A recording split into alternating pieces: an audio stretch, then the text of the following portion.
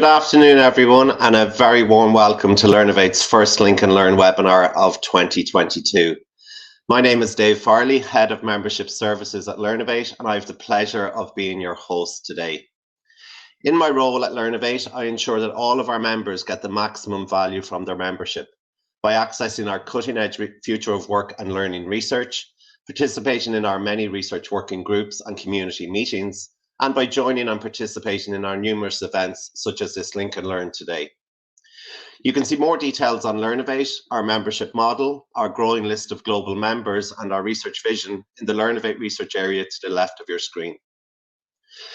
There are many different ways to keep up to date on Learnovate, whether that be via our monthly Inside Learning podcasts and Momentum newsletters, via our LinkedIn and Twitter pages, or at our regular events. We are really excited for you all to take part in today's event, and we encourage you to use the chat to introduce yourself and ask questions or share your own opinions. Please also take the time to participate in our polls. We are also running a 5-minute breakout session around 1:20, which is a great way to air your views on this hot topic and see how other attendees are feeling about the future of learning. We ran these breakout sessions at our Link and Learn webinars last year, and they were really popular. It is a fun way to virtually meet other attendees, and to help get the conversation flowing, we have a very simple question that you can discuss. What are your views on the future of learning and the emerging learning landscape? We have an action-packed hour ahead with Peter Gillis, Lead Researcher and Innovation Services Lead at Learnovate, shortly sharing his and the Learnovate view on the emerging learning landscape. Peter will be followed by our 3 expert industry panelists who will provide a 3 to 5 minute introduction of themselves, their organizations, and their top perspectives on where our industry is heading. We are delighted to be joined by Ciara NiFhloinn, Flexible Learning Manager at Solas, the Irish Further Education and Training Authority, Nigel Paine, Corporate Learning Expert, co-presenter of Learning Now TV and founder of NigelPaine.com, and Paige Chen, Chief Experience Officer at Learning Pool. Once our expert panelists have shared their initial views, you will then join the 5-minute breakout sessions.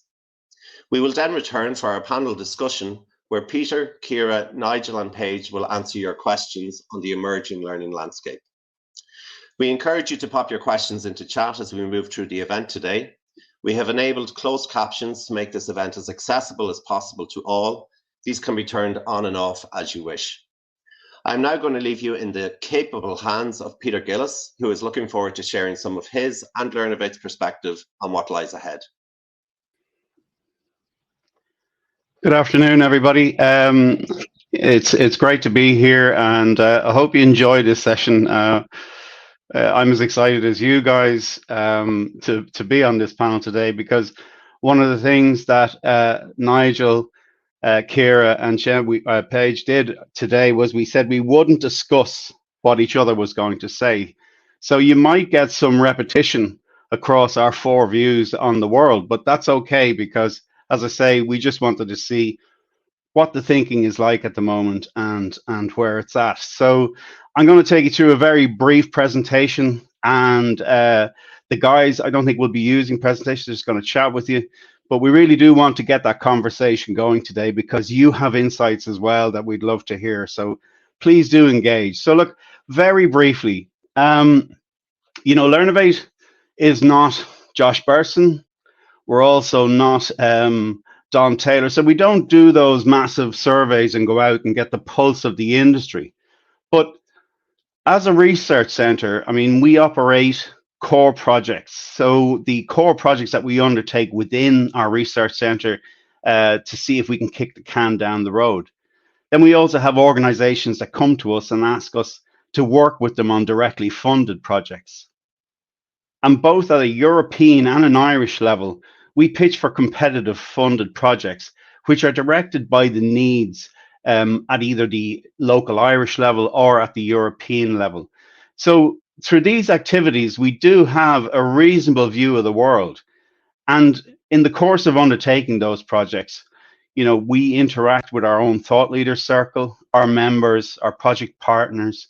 We have an academic council. And then obviously we're also involved in networking events and carrying out our own internal research. So through those activities and through those connections, we do kind of build up a picture. And that's what we thought just might be worth sharing with you today. It's what we're seeing coming in the door, per se.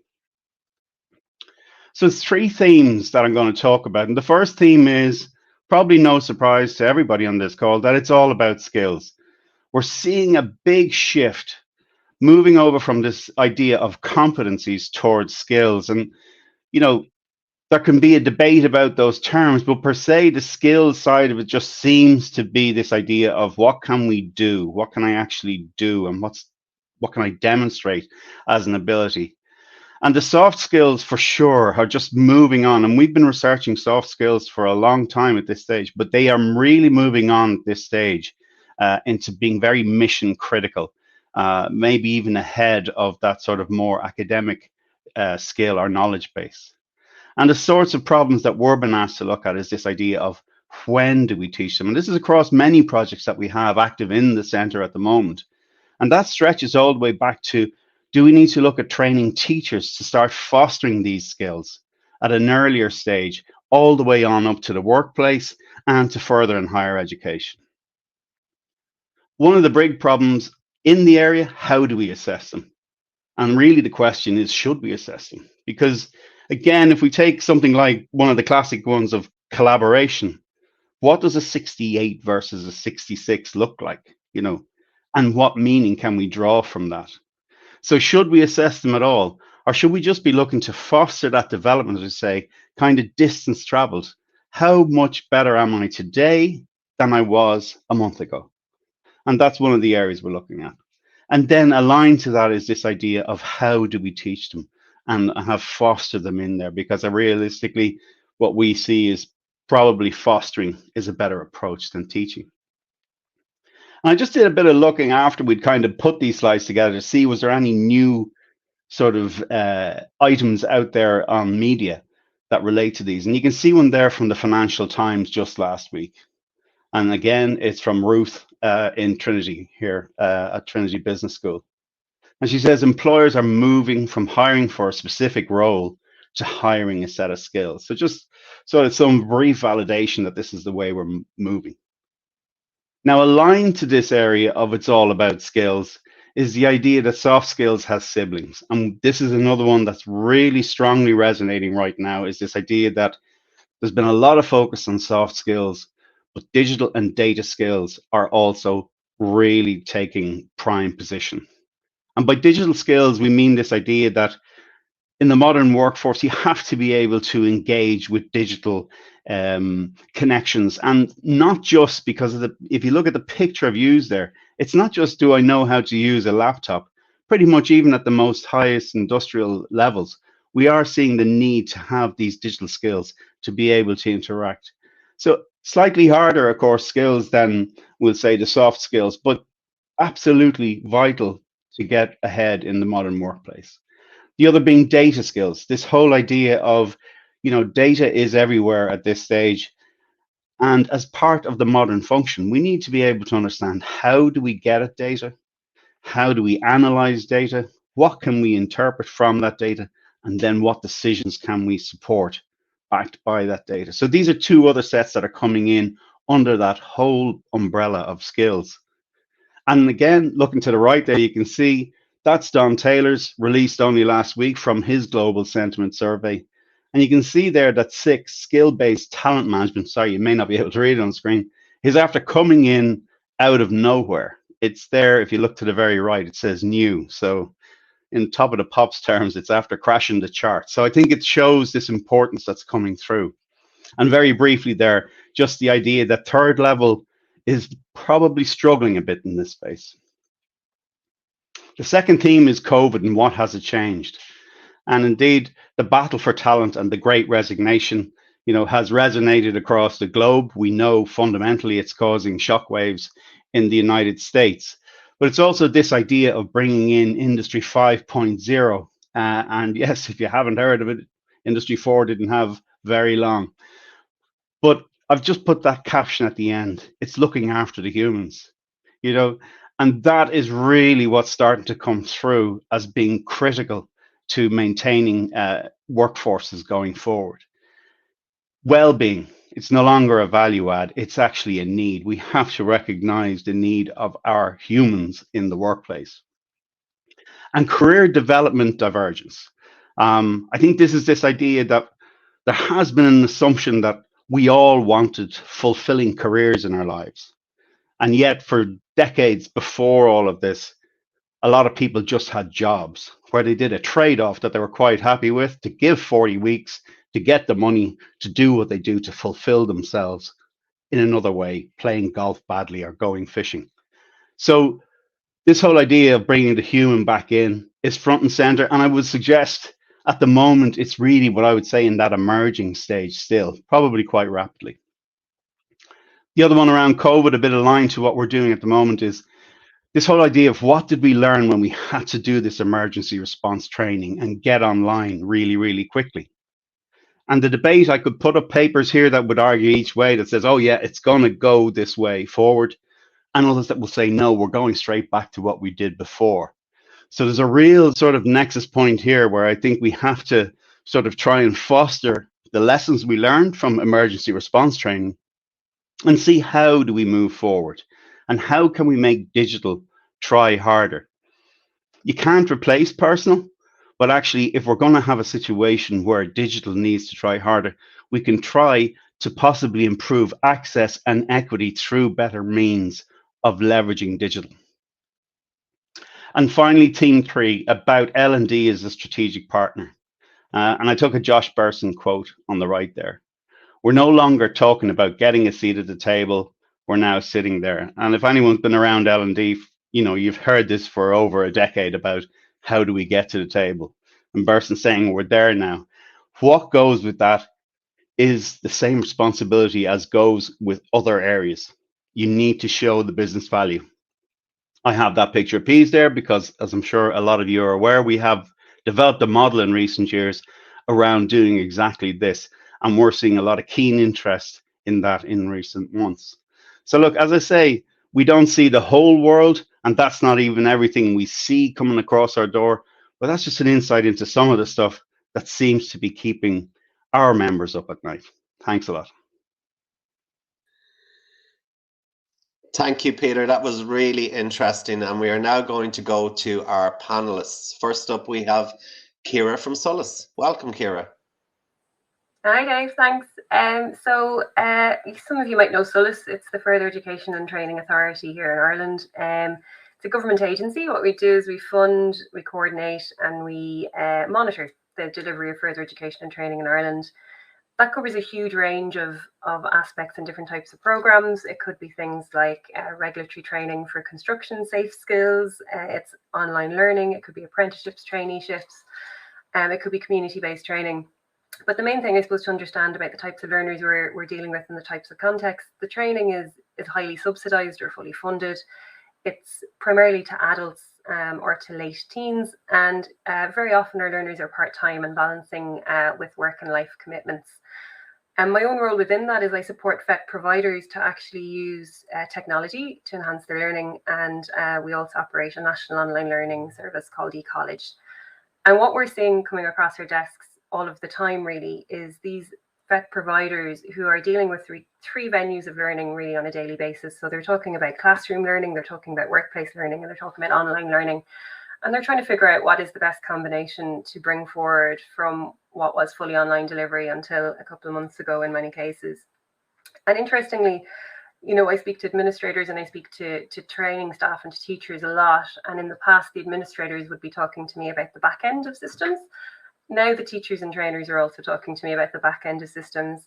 And increasingly, we're seeing trainers and teaching staff wanting to ensure that when they're making investment decisions, when they're making choices between different tools that are available, that they're going to access really an ecosystem which has platform, which is content, which is analytics, that connect easily. You know, that's maybe my wishful thinking. My first prediction really for the sector is increasingly we'll see those back-end connections driving some of the decisions that people are making around what tools they're using. On a second point, we are seeing at the moment, as a result of COVID, but due to investment previous to it probably, virtual reality really is coming to the fore in our sector. Probably because we are crossing that divide between the workplace and the classroom. It really suits some of the contexts we're working in. Solas has funded, and we see strong examples of virtual reality in practice at the moment in the sector. For example, we have a aquaculture simulator, which has been developed by Galway Roscommon ETB, which is taking what is a very traditional type of an industry practice, where people are farming seaweed and shellfish along the west coast, and has developed a virtual reality simulator on which they've built game-based resources to gamify the learning experience, which is being delivered in regional hubs around the coast and quite rural areas oftentimes. We've also seen great projects being developed at the moment, extending some of that learning into dangerous or high-risk training environments where we need to train employees or industry sectors on using particular types of equipment that is quite risky or in risky environments. And we're all now starting to see it come into the more soft skills training. And to me, that really exemplifies people trying to make digital do more, try to help learners actually experiment and to take risks in safe environments. So virtual reality for us, we see as being much more mainstream, and we expect to see it become much more mainstream over the next 2 to 5 years within further education and training. I suppose my last prediction really is really around systems, because a lot of how education and training providers have reached out to learners during COVID and since has been through learner management systems or VLEs, which traditionally really were set up to maybe track achievement and to store content, but often don't have built in, at least anyway, the type of learning experience that if you want to have a long-term VLE, you need to have to foster engagement with learners. There are tools on the market, but it does feel like a choice between a learning experience platform, and by that I kind of mean where the learners have a much more adaptive learning pathway, where they're perhaps more self-directed and have more social and peer learning with collaboration and options to comment, versus the SCORM packages and the predefined learning pathways that are available. So what I'm expecting and hoping to see within the next couple of years is that those more traditional VLEs and those more traditional learner management systems are taking the best bits of the learning experience platforms to make one package that is usable and interesting for all types of learners across the board. So those are my quick predictions. So I'll hand over to Nigel Paine now, who will take on the next set of predictions.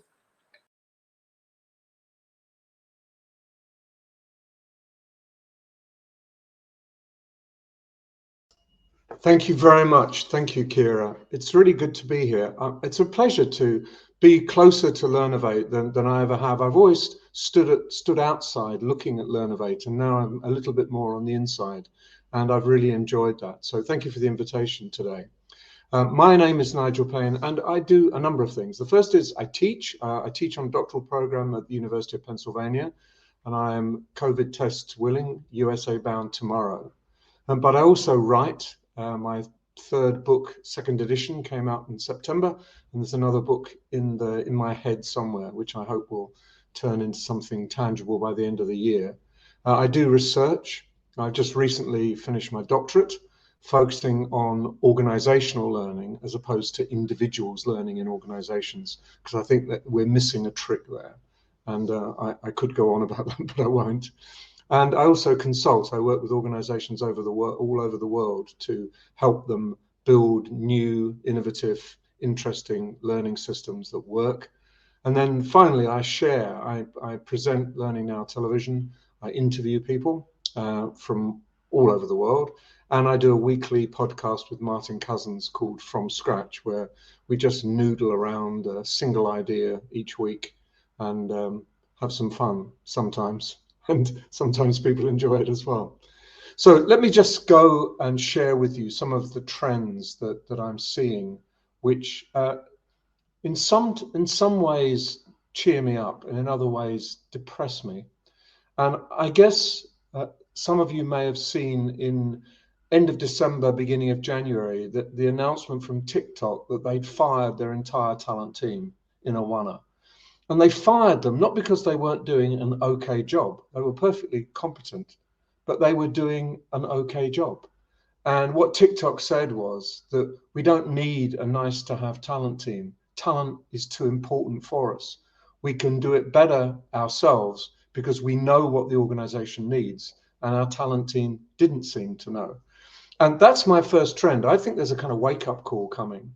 And those L&D operations and those individuals who see themselves as being a nice to have add-on and not fundamental to change and transformation, I think are going to be in trouble. So the TikTok announcement I saw as positive. Maybe I'm slightly strange, but I thought sort of more positive than negative, because it's basically an organization saying we have huge expectations of the people who can get the most out of our talent, and we're not compromising on that. And that to me is a good thing. The second trend is the almost sad myth that if you write a big enough check to a big enough technology provider, then all your problems are solved. It's simply technology that will solve your problems. And one of the reasons I really like Learning Pool so much is that they don't ever say that, and they don't ever do that. They focus on integrating technology into the whole organization and recognizing that there's a whole bunch of people issues, just as Peter said at the beginning. It's the people issues that will make the technology work or completely invalidate it and turn very expensive learning ecosystems into the new organizational deserts. And that really is depressing. So I see that idea of technology as being holistically integrated into the way people work as a great positive, but it's built on the back of quite a number of major failures. And the third trend is, again, based on a perception, unlike the perception that Burson has, that we're right there at the table. I see again and again great ideas, good people in L&D not having enough agency to deliver. Now, I'm running a program at the moment on learning culture. I'm running it with some really smart people, and they're getting to grips with what the organization as a whole needs to change to be more effective. And they're just running against brick walls. They're told, you haven't got power to do that. That's not your role. Stick to putting courses on for us, please. We don't want any of this integrated stuff. It doesn't work. So I see And L&D without agency has no future. But the flip side of that is my optimism that people will begin to get that agency, because if they don't have the agency, they can't integrate into the bigger picture. If they can't integrate into the bigger picture, they can't do their job. If they can't do their job, they're not going to be there. So there's a kind of negative circle, which I think we need to flip round and turn into a positive circle. And so they're my perceptions and trends. And I'll hand over to Paige Chen from Learning Pool.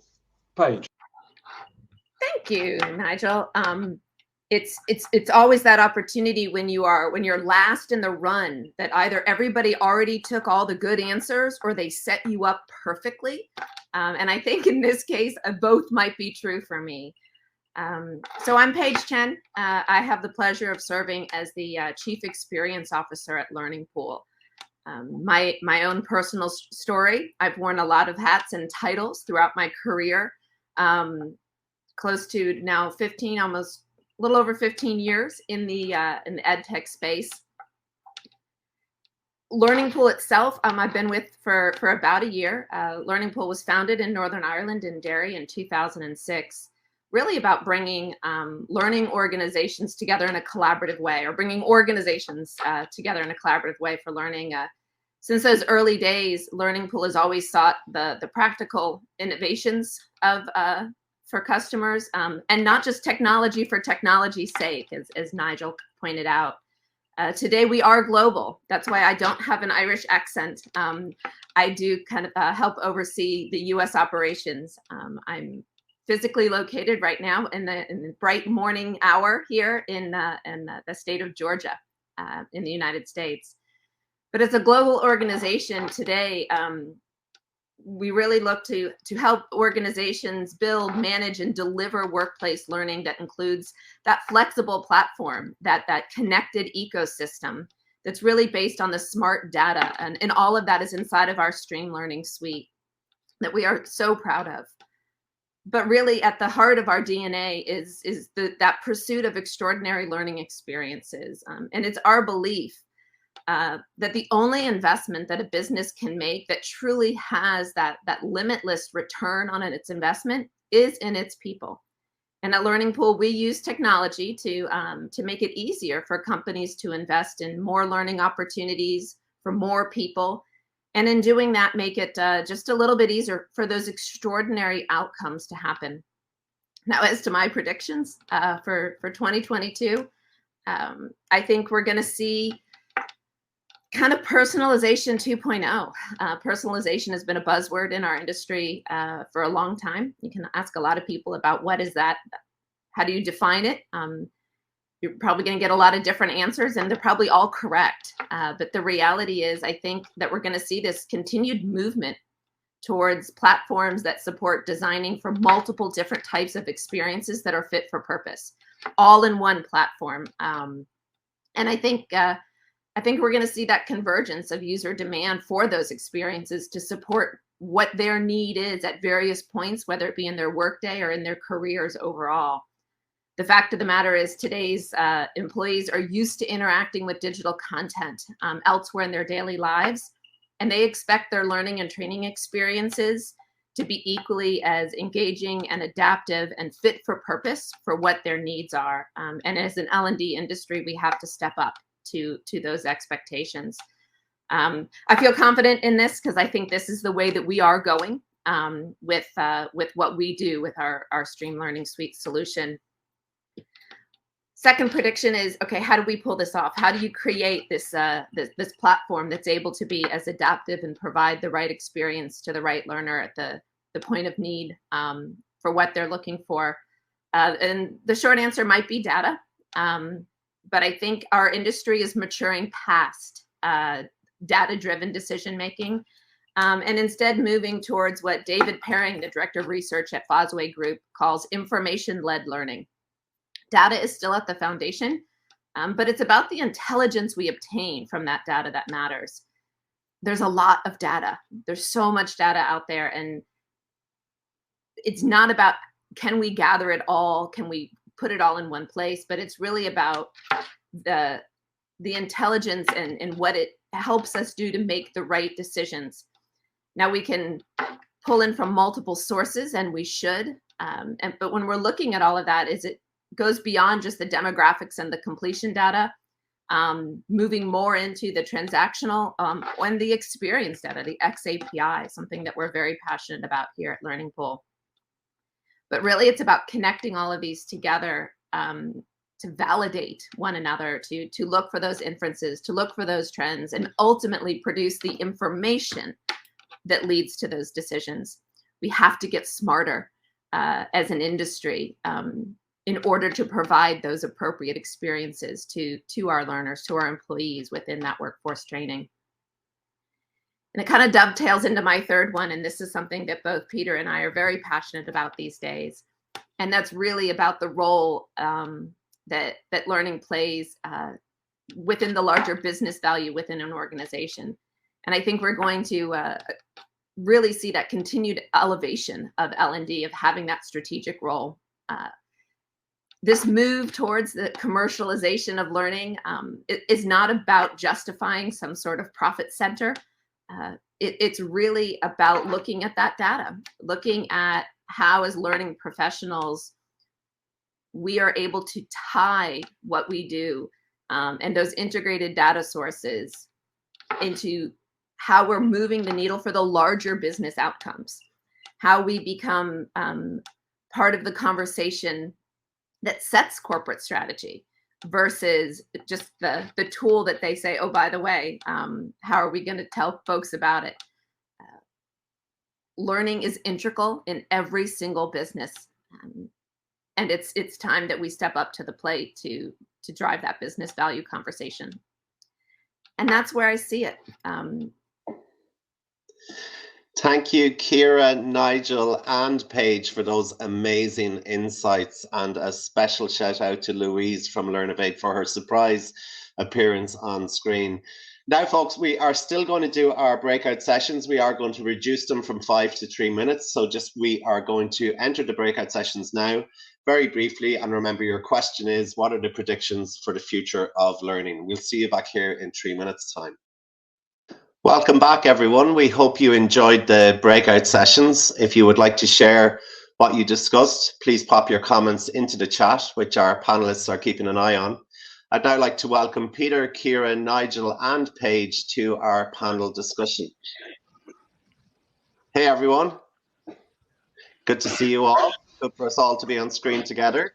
We've lots of great questions coming in from our attendees today.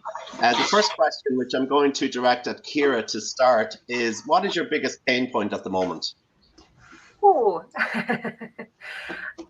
yeah, so I suppose we're looking from the perspective of the national skills profile in Ireland and what's coming down the track. And while there's always persistent skill shortages in particularly high skilled areas, what's a real issue is in the economy is the number of people who are at risk of displacement in the future. So they're currently in employment or they're currently in work settings, but we're trying to incentivize those people to take on training for something which has not happened yet. So it's really a persistent issue that we're facing of how we make that easy, enjoyable, and fun for people to actually gain those skills that will make them employable into the future when they're not in a situation of potentially losing jobs just yet. Interesting. Nigel, obviously you're out and about with industry and speaking to a lot of different organizations. What are you seeing as the pain points at the moment? It's the lack of joined upness inside organizations. It seems, maybe to me anyway, blindingly obvious that you can't have functions of particularly people functions, all separate and fighting against each other, and the CTO then fighting against all of them. And where you're trying to deliver a kind of integrated transformation and being blocked at every corner by people basically fighting for their own vested interests rather than seeing the whole organizational stuff. So you can have a CEO saying transformation is what we need, and then further down the organization that just runs into the sand. And I find it very frustrating because things are failing, not because there aren't smart ideas and really good solutions there, but simply because the organization hasn't reassembled itself in order to be able to deliver. Paige, Peter, is there anything you'd like to add to that? I think I would just sort of kind of piggyback on Nigel. And the school teacher in me thinks in metaphors. But I really think about it. It's like if you take a bunch of pieces of rope and everyone is pulling in close to the same direction, but they end up kind of spreading out like this. But once you wind it all together and you make one big solid rope that's all pulling the same direction, that's where you see movement. That's where you see that growth and that forward piece. And it isn't that everybody isn't trying to pull in that transformation in that same direction, but without winding it together, you don't see that movement. You don't see that growth. Great. Peter, anything you'd like to add? Yeah, well, I suppose from our perspective, again, we're always looking for the problems, so we see the problems as the good things because that's what we kind of focus ourselves in on. So I'd probably go back to what we're talking about. I think two things, Nigel and Paige both talked about this as well, the sort of, and we're saying it at the centre for a fair few years now, that if L&D don't manage to transform, it'll be taken off them because it's just way too important now, and somebody's got to do that. And the human capital has just become, I know that term is not a good term, but bear with me, human capital is just so important now. We have to look after, we have to foster it. And if L&D is doing the old L&D thing, it's just not going to cut mustard. So there's a real, again, that point I think has arrived where it's just, I think COVID again kicked that on, and we L&D need help to get there, and skills again is a huge part of that. So true, and we're seeing that in the conversations with all of our member companies at the moment. The next question, Paige, I'm going to start with you for this next question.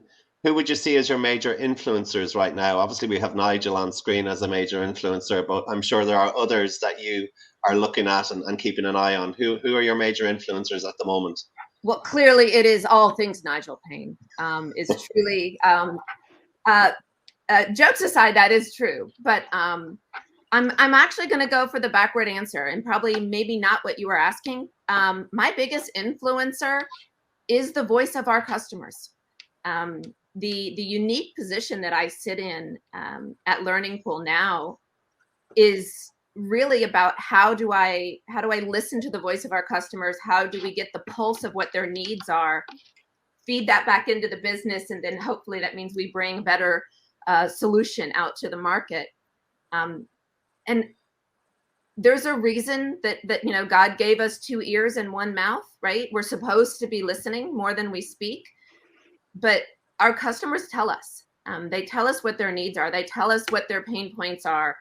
And by taking the time as an organization to really say, what are your needs? How can we help you make an extraordinary thing happen for your team, for your organizations, for your businesses, is really what's driving the direction that we're trying to go at Learning Pool, and ultimately listening to the voices of our own employees. There's a popular saying about, you eat your own dog food. I think that's disgusting. We're an Irish company, so we drink our own whiskey. And it's really about how do we take those same things that we learn, those shared voices of our customers, but then do right by our own employees, because ultimately they're on the front line for our customers. So that's who influences me, is listening to them. Great, thanks, Paige, and we absolutely love to drink our own whiskey and our own champagne as well. Peter, any influencers from your side?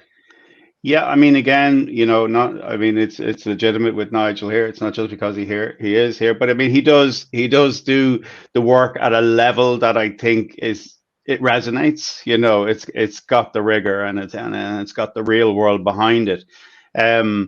Outside of that, I suppose I would tend to sort of focus back towards people, who've been doing it for a long time, because humans don't change kind of as quickly as technology does. And the likes of Keller, I think Keller gave us that ARCS model. It goes down as an instructional design model. I think that's underselling it. It's a philosophy about fostering motivation, and I think motivation goes a long way towards improving outcomes. And again, it's just looking at, you know, what the need is, you know, again, back to Paige's point about understanding what that need is and tapping into that motivation. So yeah, the likes of Keller, and then obviously with the innovation terms, we would look to the likes of Osterwalder, and Rob Fitzpatrick with the mom test. If you want to talk to humans, you know, use the mom test. Yeah. Excellent. Ciara, Nigel, is there anything you'd like to add from an influencer perspective? I was going to catch Paige's answer there and just respond to about the influences on our learners really drive a lot of what we do, and they're influenced by their experience of other sectors heavily. So they would have gone through L&D programs, they'd have gone through university programs, they'd have gone through formal and informal education. So there's a huge range of influencers there. So I'll leave it at that and let Nigel come in. Sorry, Ciara, I didn't mean to overtalk you. I'm getting more useful information at the moment from those people who are taking much more holistic views about the role of organizations in the world and how the world is influencing organizations. For example, Paul Polman, the ex-CEO of Unilever, and Andrew Winston have written a really good book, I think, recently on how business has to fundamentally change to be able to meet its mandate for the future. And also Greg Urban, who's professor of anthropology at Penn. So I know Greg, but he's written a book with Mario Musa on the cultural imperative, how fundamentally you have to dig into the culture deep in organizations if you want to get real sustained change. So I'm trying to keep a broad view and then interpret that for what do you do then if you're working in the learning team. Thanks, everyone. Some great insights there, and love to hear the customer and the learner as being influencers, as well as some of the big names that we're obviously watching as well. Paige, the next question that's come in, I think it's relevant for you being based in the US. The Great Resignation is obviously a hot topic around the globe, but particularly in the US. What has your experience been from an organization perspective and in conversation with your customers? It's alive and well, the Great Resignation. It's not a myth. It does exist. And it's a unique challenge because at the same time, we're also having a very difficult time recruiting. You're seeing challenges with hiring and people having open positions for extended periods of time. So you have to wonder, where is all of them? Where are they going? They're resigning, but they're not going back in to fill other jobs. And the fact is, you know, it's a seller's market. Those employees are coming into organizations with leverage to have those conversations. On a selfish level, it's costing businesses a lot of money. It's a very expensive investment to be bringing in these new hires because of that shortage. So it's creating this really interesting circular problem. Now, the flip side of this is organizations that don't have the hiring budget to replace these senior people that are resigning and going off and looking for the next big thing. It's wonderful for these kids fresh out of university. There's all of these openings, all of these jobs, organizations tripping over themselves to pay them higher wages than what maybe they would have seen 4 or 5 years ago. But now you have to train them. There's this whole skills training piece that's coming in the door. Very talented young people coming out of university, but without any of that acumen for them to fill the shoes of whoever resigned and moved on to their next opportunity. So there's this really interesting cyclone of employee need coupled with, okay, how do we keep them? We got them in the door. How are we going to retain these employees? Because that's what is so expensive, is that recruitment effort. And we're seeing this increased move. You look at organizations like in the United States, we have Dolly World, Dolly Parton's amusement park, Amazon, and organizations like that that said, anybody who wants to go back to school and get a degree, we'll pay for it. Come and work for us on day one, even if you're part-time, we'll pay for your education. Because they want to keep them retained. And how do they want to keep them? And for the betterment of their business, training. We want to provide you learning. We want to give you what was previously seen as a value add but now it is a non-tangible benefit package, right? That is critical towards recruiting and retaining employees. And it's a huge challenge, but what a wonderful opportunity, an opportunity for employees to be invested in. And you know, to coin a phrase that our CEO, Ben Betts, has basically a part of our DNA now, that's how you make extraordinary things happen. And if that extraordinary thing is retaining quality employees, then that's what we're seeing is needing to happen. And you got to do it now, because the opportunities are out there for them. And it's literally, it makes the evening news every day about the Great Resignation, certainly here in the United States. So true, and some great comments there in relation to your organization and your customer organizations. Nigel, I see you doing a lot of nodding there. Have you anything to add from your side? Well, the first point is that Paige is right. And you know, I've worked with companies in the US where they're having emergency board meetings just to try to work out what on earth they're going to do to stop the STEM. And it's not people they want to lose. All the people leaving, the resigners are the great people they want to keep. But I think there are 2 or 3 points I want to make. The first one is that I think what COVID did was disrupt people's compliance with mediocre work, few opportunities, lack of aspiration. I think people are saying, hey, it's my life. I want some meaning. I want some agency. I want to be able to contribute. And I'm not prepared to put up with what I put up with before. I think at the heart of it is that churn. The second thing is that we've got to remember all of this is technology fueled, so that people are being tapped on the shoulder. I was talking to one person who was very happy working in a big company in the US. She was getting 3 job offers a week, really good jobs, really good offers.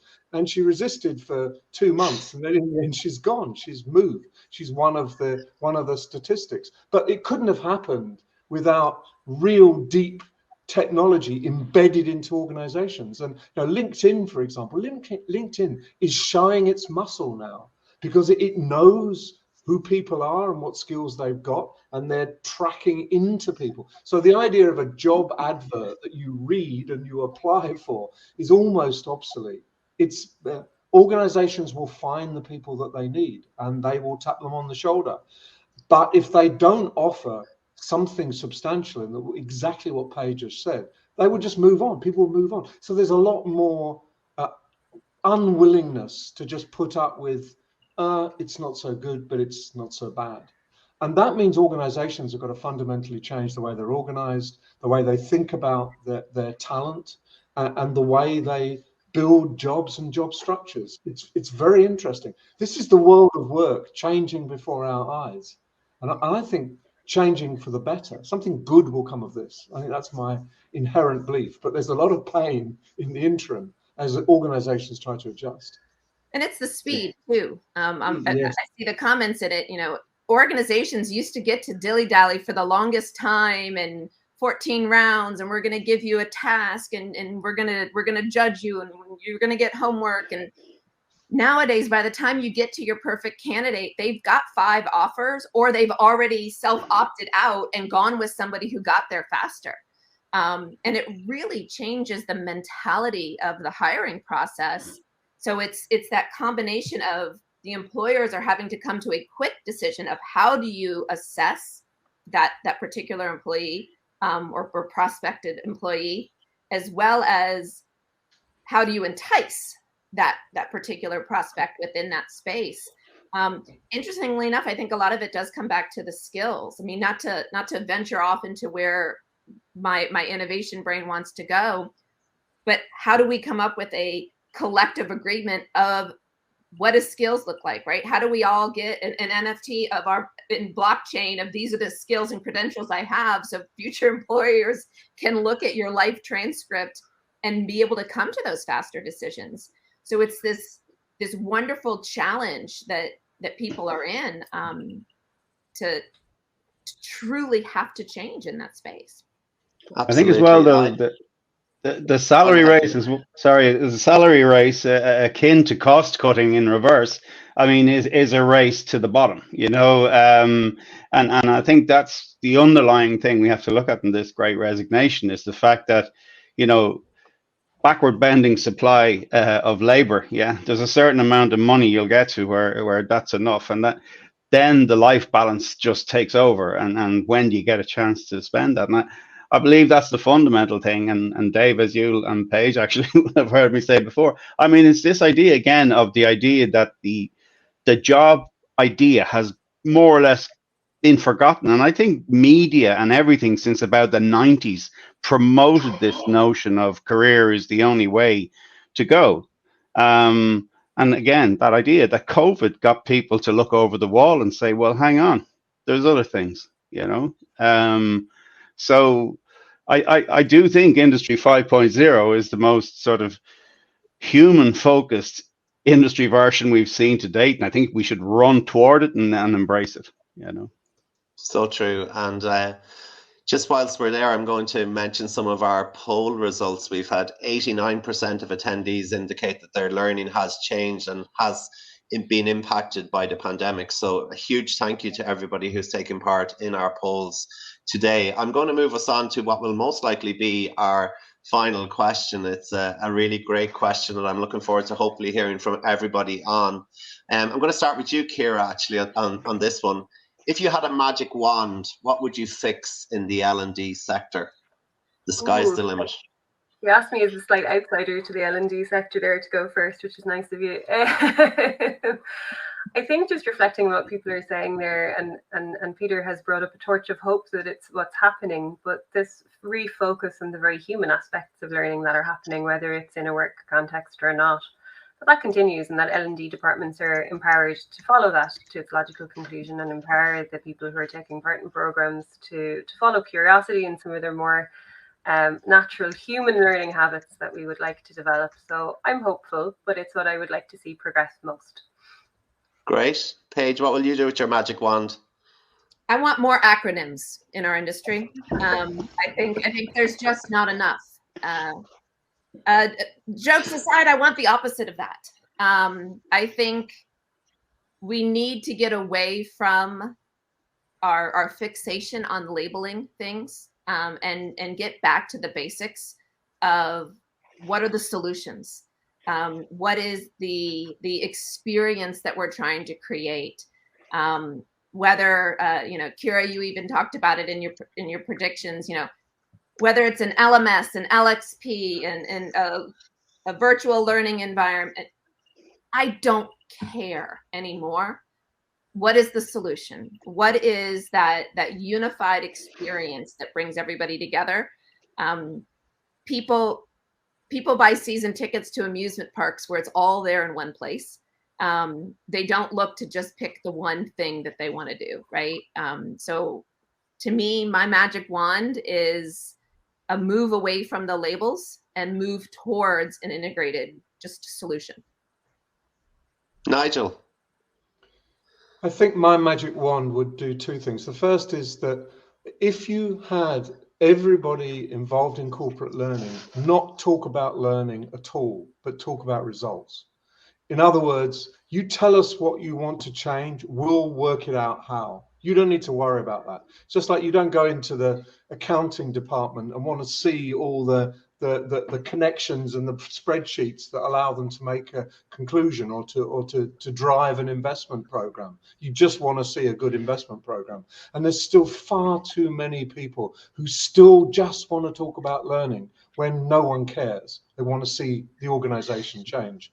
And the second thing is that related to that in a way, now that part of what I would like L&D to do would be to kind of see their job as making themselves almost redundant, that we need to build self-determined learners, not self-dependent learners. And there's still too much dependency on someone giving me something at a certain time and place, and not enough on encouraging people to be self-determined. They work it out, and you facilitate and enable and get the business results. So that would be my magic wand, and I think that would change the world, and it would change organizations if we could get those things. Peter, we have time for your magic wand moment. Very briefly, I mean, I suppose building on Nigel's one probably is to change the name L&D, because it's probably no longer fit for purpose.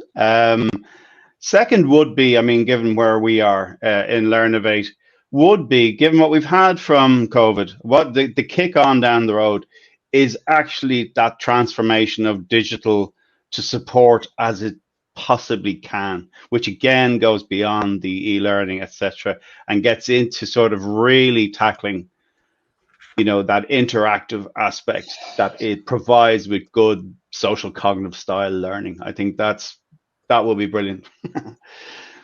Thanks, Peter, and thanks We'll get everyone. there by February. Absolutely. That takes us to the end, folks, of our first Link and Learn of 2022. A huge thank you to everyone for attending today's event. A particular call out to all of our attendees for engaging in chat and in the breakout sessions. It was great to see such lively discussions going on amongst all of our attendees.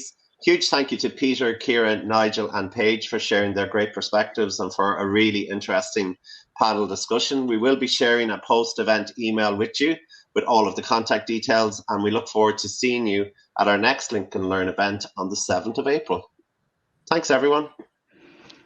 Cheers.